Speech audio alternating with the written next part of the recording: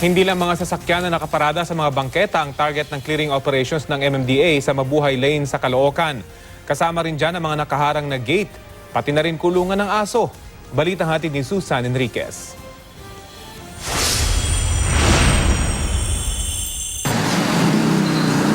Kasabay ng papalapit na Kapaskuhan ay ang inaasahang pagbigat ng daloy ng trapiko sa mga kalsada. Kaya naman doble kayod na ang Metro Manila Development Authority para tuluyang maialis ang mga pasaway na humaharang sa kalsada. Kaninang umaga, tinarget ng MMDA ang B. Serrano Avenue sa Caloocan City, ang Mabuhay Lane na nag-uugnay sa Divisoria at NLEX. Binaklas ang mga gate na pinanggarahe ng sasakyan sa mismong bangketa. Kinumpis ka rin ang mga nakaharang na sidecar habang hinatak naman ang mga kotse at truck na nakaparada sa sidewalk. Maging mga kulungan ng aso, itinabi rin. Basta may driver po, itikita po natin. Hindi mo pwedeng umalis na lang sila. Hindi po kasi may illegal parking po tayo. Hindi naman maiwasang may pumalag na may-ari ng mga sasakyan.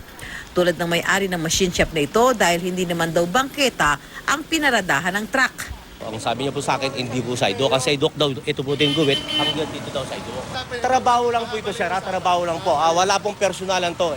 Sa lungsod naman ng Maynila, ang pag-aalis sa mga tricycle at pedicab ang nakikita nilang solusyon para maibsan ang trapiko sa kanilang lugar. Sa ngayon kasi, nasa 23,000 daw ang mga tricycle at pedicab na bumibiyahe sa kanilang kalsada. Karamihan pa sa mga ito, kolorum. Nakatakda namang ipalit dito ang mga e-trike na bukod sa maraming na isasakay, makakatulong din daw para mabawasan ang polusyon. Umalma naman ang mga driver sa proyektong ito. Hindi project to negosyo. Kasi pagkakakitaan nila Pinupersa nila, kaya gusto nilang i-phase out dahil pinupersa nila na kumuha ng e-trike.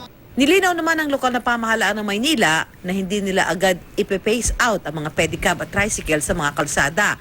Bibigyan daw nila ng sapat na oras sa mga naturang driver para makalahok sa proyektong ito. Mas okay pala to, mas kikita pala yung tricycle driver dahil hindi na sila magbabayad ng gasolina.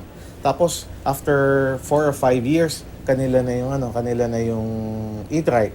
Sa susunod na buwan, nakatakdang bumiyahe ang mga e-trike sa mga kalsada ng Binondo, Ermita at Tondo. Pero uunahin daw munang itayo ang mga charging station para sa mga ito.